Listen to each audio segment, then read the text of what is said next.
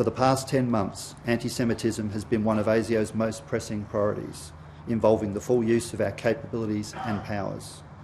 We have investigated dozens of incidents targeting Jewish communities, places of worship, businesses and prominent individuals. ASIO now assesses the Iranian government directed at least 2 and likely more attacks on Jewish interests in Australia. This week, Canberra turned into a John le Carre novel, with the stunning revelation from the head of ASIO, Mike Burgess, that the state of Iran directed at least 2 attacks on Australia's Jewish community on Australian soil. As a consequence, Prime Minister Anthony Albanese expelled the Iranian Ambassador from the country. Here to discuss these very dramatic developments, we have our Chief Political Correspondent Paul Sakkal, as usual, and our National Security Correspondent Matthew Knott. We must acknowledge briefly, but importantly, that Paul Sakkal won an important journalistic award this week at the Midwinter Ball, which was the night before this podcast is being filmed. And yet he looks so fresh-faced, but Paul won Press Gallery Journalist of the Year, which was extremely well-deserved. Thank you. I've put eyeshadow under the bags in my eyes. I'm just here with an IV drip and to feed Paul Barocca. These guys were, it's above and beyond. We're working with a handicap this morning. Matt, tell us all about this. How did we first find out about this extraordinary news that basically Iran has been directing attacks on Australian soil? Well, this was a very sudden and dramatic announcement to give a bit of an idea of the chaos, the chaotic way that things work here in Canberra. I was at a lunch at the National Press Club with a group of fellow foreign policy journalists with a visiting official from Taiwan. The food was just about to be served. He was talking about trade and relations with China. All our phones started exploding with the fact there would be a big announcement, something to do with Israel. Our minds initially went to, is this something to do with sanctions, perhaps? And then before the Prime Minister and Foreign Minister and Home Affairs Minister got up, it became clear, no, it's to do with Iran. And the Prime Minister got up in the courtyard and made the very, very important announcement. Since the terrible events of October 7, 2023, we have witnessed a number of appalling anti-Semitic attacks against Australia's Jewish community. I've made it clear that these sorts of incidents have no place in Australia and that I wanted ASIO and the AFP to investigate as a priority. ASIO has now gathered enough credible intelligence to reach a deeply disturbing conclusion that the Iranian government directed at least 2 of these attacks. The biggest one was the attack on the Adas synagogue in Melbourne. This was a big deal in December, really turbocharged the debate about anti-Semitism in Australia. It led to attacks on Albanese from Israeli Prime Minister Benjamin Netanyahu. The other one that ASIO has identified is of a Jewish deli in Sydney. They say many more could also have been wrapped up in this. It's had major diplomatic consequences. Australia's embassy in Tehran has been shut down, and there was a very secretive operation to get our diplomats from there out safely. The Islamic Revolutionary Guard Corps has been listed as a terrorist organization. So this is a major national security diplomatic event. Paul, the political response from Albanese, from Penny Wong, was immediate and it was strong. There is no doubt that these extraordinary and dangerous acts of aggression, orchestrated by a foreign nation on Australian soil, have crossed a line. And that is why we have declared Iran's ambassador to Australia persona non grata, as well as 3 other Iranian officials, and they will have 7 days to leave the country. The Iranian ambassador to Australia, Ahmad Sadeghi, was expelled, although he's got a few days to pack up his gear and go. Give us a sense of how big of a deal that is. It's a huge deal. As you mentioned, I think Noddy just mentioned, ambassadors don't get expelled every day. The last one was in 1941. It was the Japanese ambassador, and it was in response to Pearl Harbor. Yep. So this is the first time a ambassador has been expelled for actions or wrongdoing that's actually happened on our shores. There were calls from the opposition last term to expel this ambassador for various contentious comments about Israel. He's expressed views that are widely viewed to be anti-Semitic previously. He's praised the Hezbollah leader Hassan Nasrallah, who was killed by Israel, I think, last year. And he's a kind of radical Islamic autocrat mouthpiece in Australia who has been, the subject of controversy before. But the government's always resisted those calls to expel him because there's been a view that given the US doesn't have diplomatic relations with Iran, we're often used as a back channel in the same way as the Swiss are.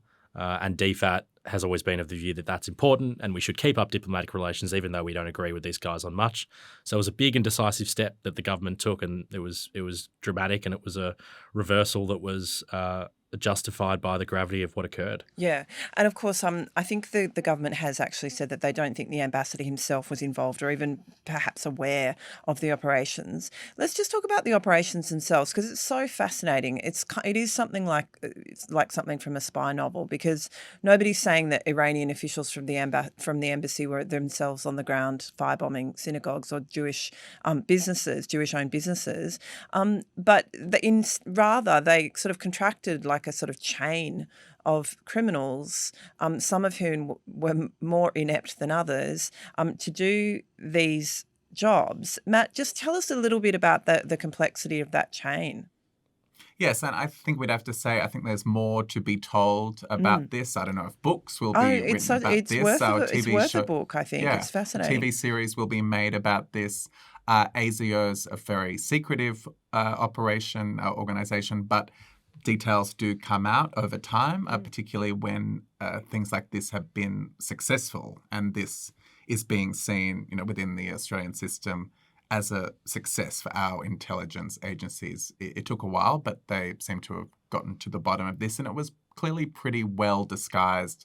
The fact that it's taken, say, from the synagogue attack from December to now to definitively figure out that Iran was behind this. They'd clearly been covering their tracks pretty well.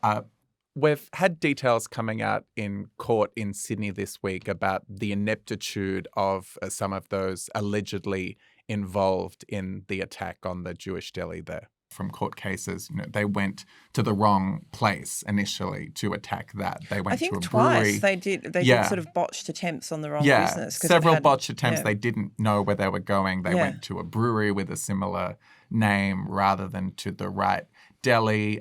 One of the people involved was using the name James Bond on Signal to describe himself. And you can see from text messages that have come out that it was all very chaotic and shambolic. Paul, you wrote a story about another criminal, Kazem Hamad, who is known to Australian authorities, as they say, who's sort of a tobacco kingpin in the tobacco wars, particularly in Melbourne. And he's suspected of conspiring more directly with Iranian spies to carry out some of these attacks. Tell us about him. Yeah, Kaz Hamad is a guy who's been written about by my colleagues at The Age, our crime reporters, a lot over the past couple of years. There's been this campaign of firebombing tobacconists. There's been about 140 firebombings in Melbourne in the past 18 months or something. It's quite extraordinary. And what's going on there is there's a turf war between rival outlaw motorcycle gangs to control the tobacco shops because there's such a roaring trade for black market cigarettes because of how expensive normal cigarettes are, and also illegal vapes.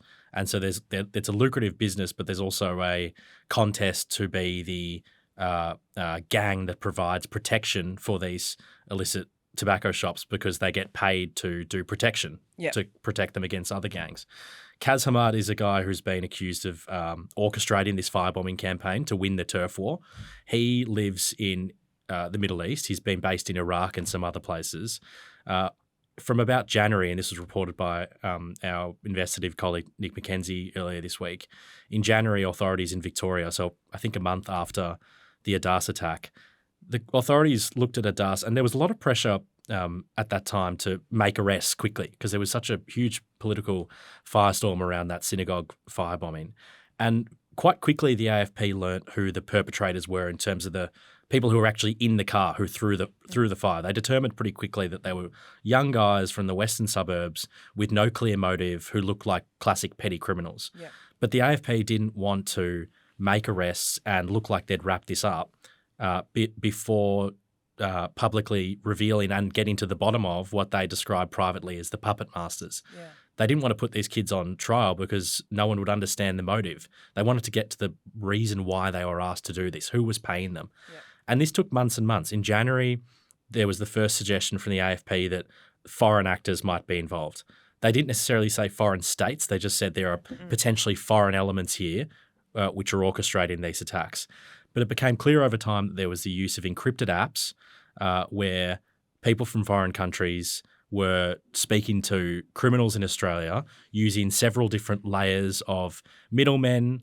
At some point, those associates are those people are known to the IRGC. It's unclear at what point up the food chain those people know they are being directed by Iranian authorities. But right at the lowest point of the food chain, there are these petty criminals who use these new encrypted apps, which are effectively being described to me as like the Uber Eats of crime, where you log into this app. You can only get a link to the app if you're part of a criminal network. Kaz Hamad's group uses this, and jobs come up for fire bombings, for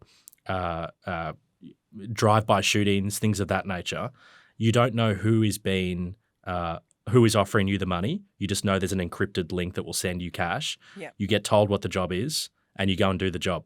Yep. And so that creates this anonymized system where there is someone at the top trying to get a job done, but you're none the wiser as to who's directing you. And so the idea, and this was reported by our colleague Nick McKenzie, as to why Kaz Hamad would want to take out these actions on behalf of the Iranian government or to assist them, is because Iran has a lot of influence, obviously both in Iran but also across the Middle East. And if he's helping them run their foreign interference practices in Australia, they might give him safe harbour in the region and allow him to continue to run his crime empire free of any interference from Australian authorities. So ASIO has particularly said that the Islamic Revolutionary Guard Corps is responsible for this. So what is that organisation, Matt? How are they related to the Islamic regime and the Ayatollah? Yeah, it's a fascinating and absolutely huge part of the Iranian system that doesn't have clear parallels in any way to Australia or what we'd be familiar with in our nations. They're kind of a parallel military in some ways. So they have an estimated 150,000 troops, for example, and they have their own navy and armed forces and weapons, and that's on top of the official Iranian military. But then there's more of a kind of psychological secret operations side to it, in which officials from the IRGC are responsible for terrorist attacks essentially around the world. So people who follow them are not surprised at all by what has come out in Australia. It's interesting to them that Australia is being targeted, but this is very much the MO of the way they operate. Obviously, Iran and Israel are essentially sworn enemies. They're competing for dominance in the Middle East. Iran says that it wants to wipe Israel off the map, funds proxies, attacking Israel. Israel has been bombing nuclear facilities in Iran. So Israeli targets are commonplace for the IRGC around the world, and Jewish sites as well like this. There's been assassination attempts, bombings of Israeli embassies all over the world, places like Thailand, Argentina, events in Europe, France, the United States. Iran is believed to have been behind assassination attempts on Donald Trump.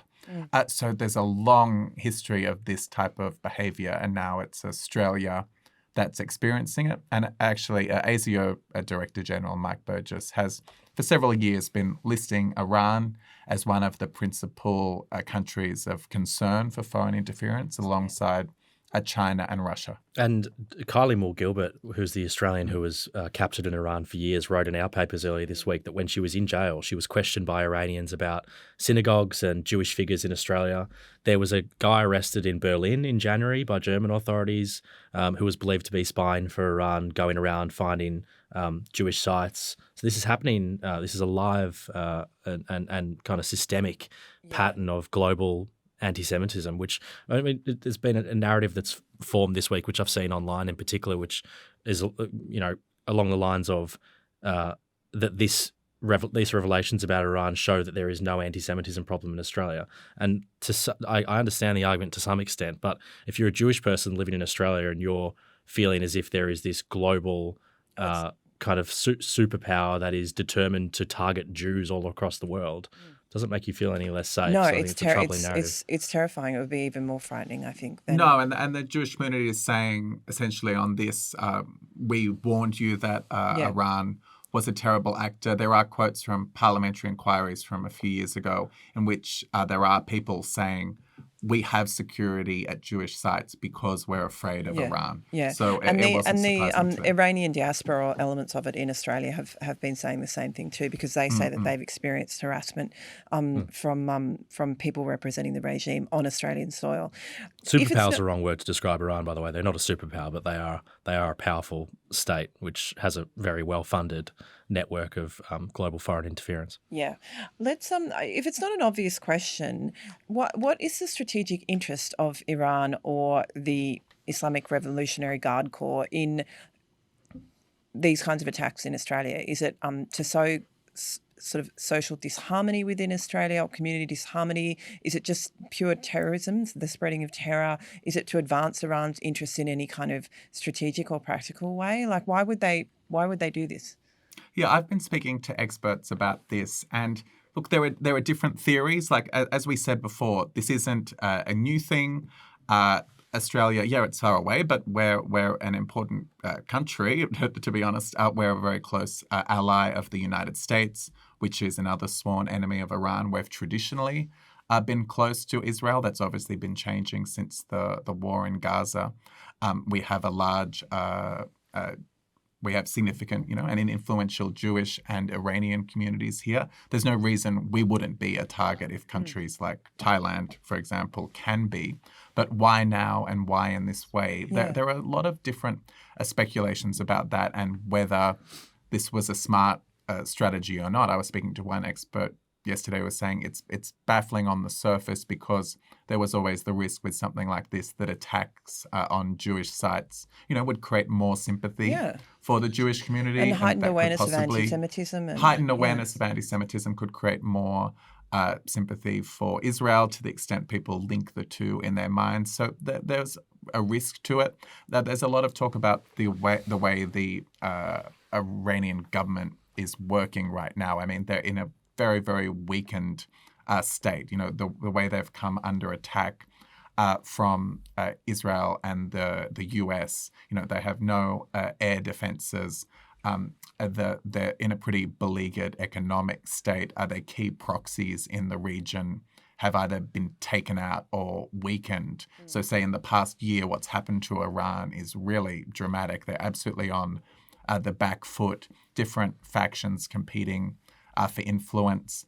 Some people I was speaking to would be saying, this is the IRGC showing that, we can cause some disruption in Australia. That is their MO, is to foment chaos around the world. So if Australia is in a state of chaos with different elements of society fighting each other, that's a good thing. Yeah. But exactly what the ultimate strategic rationale was for them about these specific incidents, we don't fully know that yet. I just want to ask quickly about the listing of the Islamic Revolutionary Guard Corps as a terrorist organisation, because that's been another political response, Paul, to what's happened this week. But there has been some basically argument, or the coalition has attacked the government for not having listed this organisation as a terror group before. What's happened there?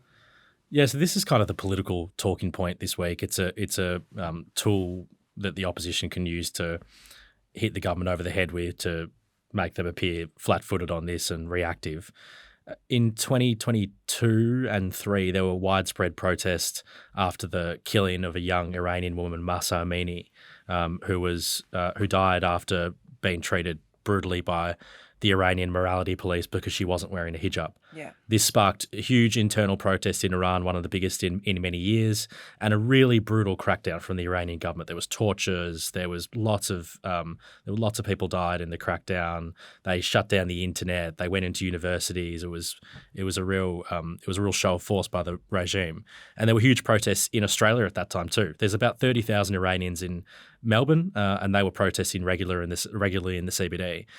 Many of those people protesting, including some of the leaders, were telling the Australian government at the time, and Claire O'Neill was the Home Affairs Minister, she's now the Housing Minister, that they were being followed to their homes, they were having their tyres, air let out of their tyres, they were being watched, and they believed that there were IRGC or Iranian government-linked figures in Australia kind of monitoring this protest movement and trying to harm them and strike fear into them. Yeah. And this is how autocratic and, halfway autocratic regimes like Modi in India, the Chinese government, they're highly suspicious and paranoid governments, so they monitor their diasporas closely. So that kind of that behaviour led to calls from the coalition at that time to list the IRGC as a terror outfit. The argument from the government was that it's effectively a branch of a government, and the Criminal Code in Australia doesn't allow a branch of government to be listed as a terror organisation. You can only list outfits like Hamas or ISIS because they're not parts of a government. They're effectively like paramilitary or other groups. So the government said no at the time.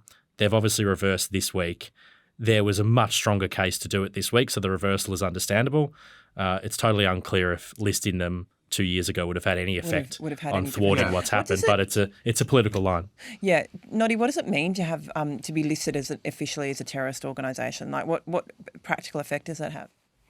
Look, to be honest, I think it is largely symbolic in many ways. I mean, it makes it illegal to, say, for Australians to fund or support groups like this. But with the IRGC, that's not a super relevant thing because they are part of the state.